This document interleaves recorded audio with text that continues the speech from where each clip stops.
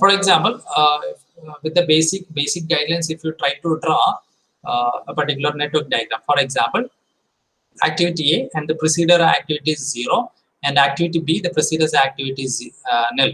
So if I start to begin like activity A and activity B, okay, and for C, activity A is the predecessor. For example, this is activity C, so the predecessor is activity A.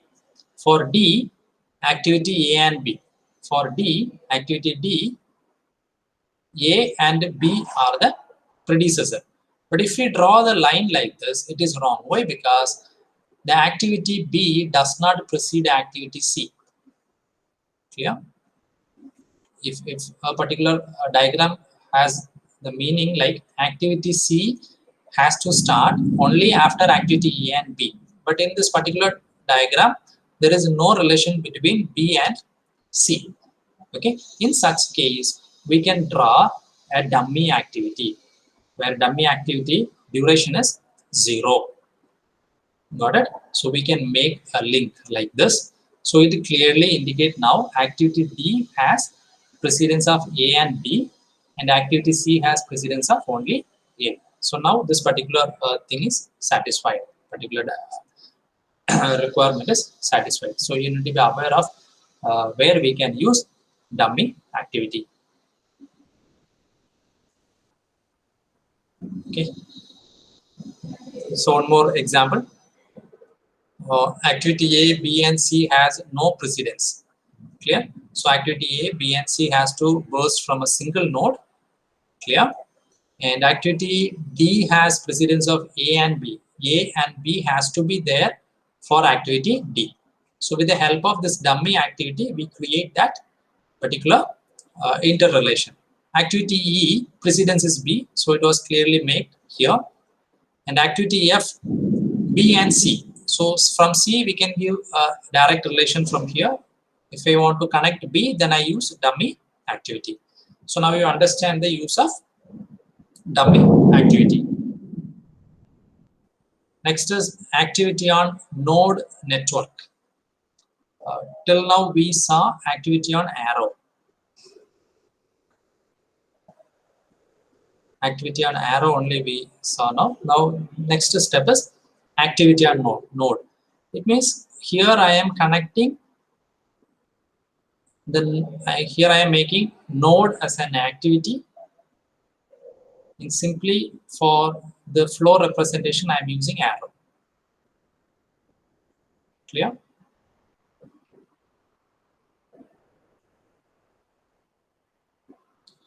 This method is also called the precedence diagram method. Generally, we make a precedence diagram method with a square box. For example, this is activity A, and it will has a duration, for example, 5 days of duration, and it will have 4 boxes with early start, earliest finish, latest start, latest finish. Comparison between activity on arrow and activity on node. There is no need for the use of dummy activity in AON representation. AON are more easy to draw and to read. In AOA, an activity can only start when all predecessors have finished.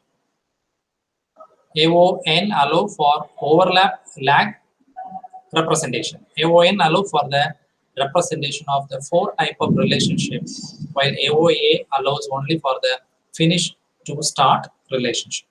Okay, what is mean by lags and what is mean by leaves? In some situation, an activity cannot start until a certain time after end of its predecessor. Lag is defined as minimum waiting period between the finish or start of an activity and the start or finish of its successor. Arrow's network cannot accommodate lags. The only solution in such network is to treat it as a real activity with a real duration, no resource and zero budget. For a best example is curing of concrete. For example, this is activity A and this is activity B, and in between that lag is there like Placing of concrete is an activity A, and strip form is an activity B. So in between that, 7 days of curing is important. So we can make this particular as an activity with zero resource and budget. That is placing concrete as an activity A, curing concrete as activity B, and strip form as activity C. Lead. When the first activity is still running and the second activity start, this is called the lead. The balance of time for the first activity is known as lead time. The lead time is the overlap between the first and second activity. For example, if you are constructing a particular wall and we can't wait to start the plastering work to complete all the house or a building a wall need to finish. Okay, so let us say that the time duration for a brick masonry is 20 days and for plastering it is 15 days. A brick masonry complete its 15th day. Okay, it actually has 20 day, but it reached the milestone of 15th day. You start fixing conduit for plumbing and wiring and subsequent plastering. Okay, so you have to note that till 5 days left to complete that particular work, but before that we are beginning the plumbing, wiring, plastering work, etc. So in this case lead time is 5 days. You can go for critical path method, otherwise we name this as CPM. Okay, so the whole project is divided into number of clearly recognized activity. The activities are usually operations which take time to carry out and on which resources are expended.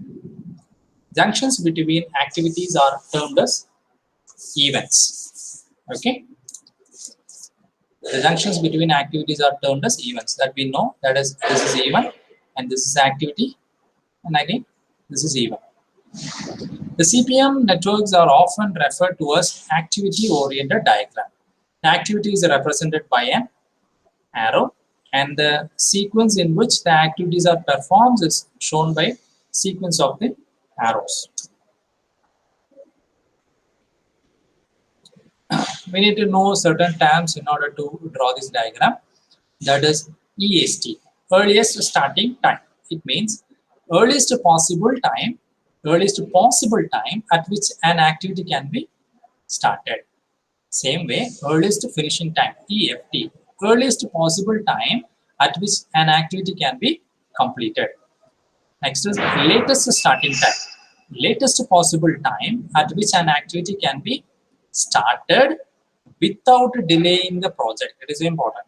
Okay, then latest possible time at which an activity can be started without delaying the project is known as latest finishing time. Yeah, so these four things are related with activity. Next is earliest occurrence time, that is TE, time at which an event may occur as early as possible. Next is latest occurrence time, that is time at which an event may occur as early as possible without delaying overall completion time. So this 5th and 6th associated with events. Okay, if you understand this particular 6 criteria, then it is very easy to draw and calculate the time duration. So critical path method, we can have critical activity. An activity that is delayed will hold up the scheduled completion of the project. Critical path, that is the sequence of critical activity that forms a continuous path from the start of the project to its completion. The duration of critical path represents the minimum time required to complete the project. This method calculates the minimum completion time of a project along with the possible start and finish time for a project activities. CPM networks are generally used for repetitive type project, for those projects for which fairly accurate estimate of time for completion of each activity can be made, for which cost estimation can be made with far degree of accuracy. CPM is very useful for construction project and not suitable for research and development project. For research and development, we will go for PERT analysis. CPM is a systematic scheduling method for a project network and involve 4 main steps. Forward pass to determine the activities with earliest starting time. Backward pass to determine activities corresponding to latest finishing time, and we need to know float calculation and identify of critical activities. Critical path is the longest sequence of activity on a project that carry 0, free float or slack. Okay, so we need to know what is this float or slack. Okay, that can be explained when we do the problem. Float or slack represent how much each individual activity can be delayed without delaying successor activity or project completion date. Okay, the total float or total slack is the difference between latest starting time and earliest starting time, or latest finishing time and earliest finishing time. The total slack shows the difference between the earliest start and the latest start of an activity before the completion date is delayed. So we can learn different types of float or slack. First is total float or total slack. The extra time that could be made available to an activity, assuming it has started at its earliest without delaying the whole project, is known as slack. That is the difference between latest finishing time and earliest finishing time, or the difference between latest starting time and earliest starting time. The same formula can be represented in other way, like latest occurrence time of j minus earliest occurrence time of I plus d. So what is meant by I and j? For example, if this is your activity A is having 1 and 2 as node, the tail of activity A is 1. That is, this is tail. And the head of activity A is 2. The tail is represented as I and head is represented as j. Clear? Okay. So TL of j, it means the latest occurrence time of j, this location. So that is what is known as latest finishing time, minus earliest occurrence time, that is earliest starting time of particular activity node 1, plus the duration, which give earliest finishing time. Clear? So similarly, LST minus AST. Next formula is free slack or free float. The extra time that could be made available to an activity, assuming it has started at its earliest, without preventing beginning at the earliest any subsequent activity. That is not just the final time as with total slack. The formula is earliest occurrence time of j minus earliest starting time plus the time duration. And we can have one more formula, that is earliest occurrence time of j minus earliest occurrence time of I plus d a whole bracket. Yeah. Same way, independent slack, the extra time that could be made available to an activity, assuming it has started at its latest, without preventing beginning at the earliest any subsequent activity. So independent slack is equal to earliest occurrence time of j minus latest occurrence time of I, the whole bracket minus d. Which is also, we can in other terms we can mention like earliest finishing time minus latest finishing time with subtracting the duration. Okay, so these are the basic formulas in order to find those slacks.